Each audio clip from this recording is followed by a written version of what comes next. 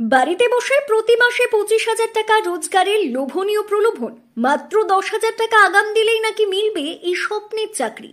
Social মিডিয়ায় এমনই ভুয়ো চাকরির বিজ্ঞাপনের ফাঁদে পা দিয়ে বড়সড় সাইবার প্রতারণার শিকার হলেন পুরুলিয়া জেলার আদ্রার এক কিশোরী। তার বাবার ব্যাংক অ্যাকাউন্ট থেকে উধাও হয়ে গেল মোট 4,09,000 টাকা। ঘটনার পর দিশেহারা ওই পরিবারের কর্তা আদ্রা থানার গোয়াড্ডি এলাকার বাসিন্দা প্রাক্তন শিক্ষক লক্ষ্মীরাম সরেন।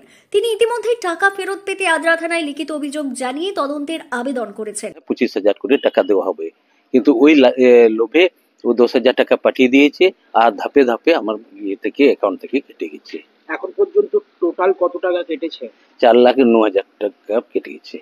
থানায় কমপ্লেন করেছে? থানায় কমপ্লিট করেছি, ক্রাইম ডায়েরিও কমপ্লিট করেছি। মেয়ের বয়স কত? বয়স হবে 18। আপনার অ্যাকাউন্ট নাম্বারই ছিল? হ্যাঁ, আমার অ্যাকাউন্ট নাম্বারই ছিল। মেয়ে প্রথমে বুঝতে পারে না, বুঝতে পারেন, কিছু বুঝতে পারেন। আপনিও বুঝতে পারেন? আমি মিনি স্টেটমেন্ট দেখি, তখন আমি বুঝতে পেরেছি, আগে আমি বুঝতেই পারি। ঘটনা সূত্রে জানা যায়, প্রাক্তন শিক্ষক লক্ষ্মীরাম সরেনের 18 বছরের মেয়ে সোশ্যাল মিডিয়ায় একটি চাকরির বিজ্ঞাপন দেখতে পায়। এককালীন 10,000 টাকা দিলেই নাকি প্রতি মাসে মিলবে 25,000 করে। তারপরেই ওই কিশোরী বিজ্ঞাপনে দেওয়া নম্বরে ফোন করে যোগাযোগ করে।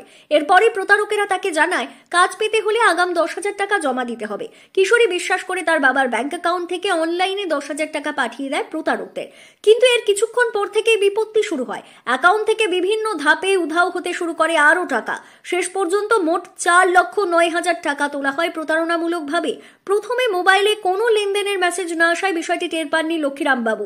পরে বিষয়টি বুঝতে পেরে তড়িঘড়ি থানার দ্বারস্থ হন তিনি, কিন্তু ততক্ষণে বিপুল অঙ্কের টাকা হাতছাড়া হয়ে যায়। ভাবে প্রতারণার চক্র দেখতে পাচ্ছি, অন্যান্য মানুষজনদের কি বার্তা দেবেন? আমি এখন এই বার্তা দেবো, আমার মতো যেন ভুল না হয়। যে কোনো মেসেজ আসে ওরা কোনো কিছু একদম রেসপন্স দেওয়া উচিত নেই। বর্তমানে ঘটনার তদন্ত শুরু করেছে পুলিশ। প্রতারকদের খুঁজে বের করাও টাকা উদ্ধারের চেষ্টা চলছে বলে আদ্রা থানার পক্ষ থেকে জানানো হয়েছে। পুরুলিয়া থেকে শান্তনু দাসের রিপোর্ট, লোকাল 18 বাংলা।